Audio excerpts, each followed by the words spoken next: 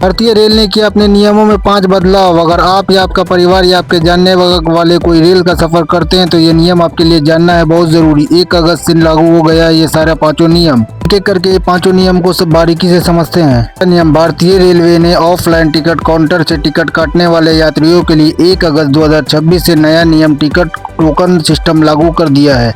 इस नए नियम के उद्देश्य रेलवे रजिस्ट्रेशन काउंटर पे लगी लंबी लाइन के धक्का मुक्की और दलाली को खत्म करना है। बदलाव मुख्य रूप से पश्चिम मध्य रेल के काउंटर पे शुरू किया जाएगा, जिससे सफलता के आधार पर अन्य जगहों पर लागू होगा यह नया नियम। चलिए एक एक करके 5 नियमों को अब जानते हैं।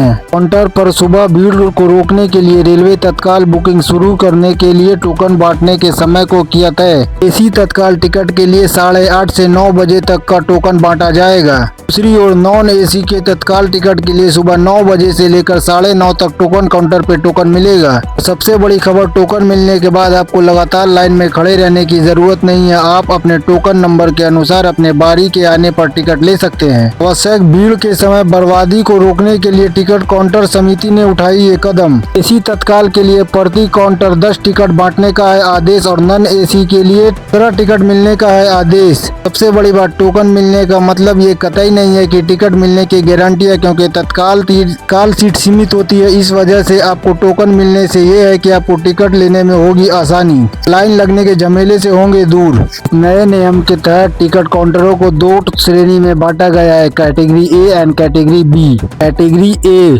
उन यात्रियों के लिए है जो अपने परिवार सदस्यों के टिकट बुक करने आए हैं, उन्हें बुकिंग में प्राथमिकता मिलेगी। और वही दूसरी तरफ कैटेगरी बी, यह उन और सभी सामान्य बुकिंग के लिए होगी। भारतीय रेलवे के इस फैसले से भारतीय टिकट काउंटर पे काफी भीड़ कम देखने को मिलेगा। चलते हैं चौथे नंबर की तरफ। दलालों की फर्जी बुकिंग को रोकने के लिए टोकन लेते समय यात्री को अपनी मूल पहचान जैसे आधार कार्ड, वोटर आईडी कार्ड और ड्राइविंग लाइसेंस दिखाना होगा।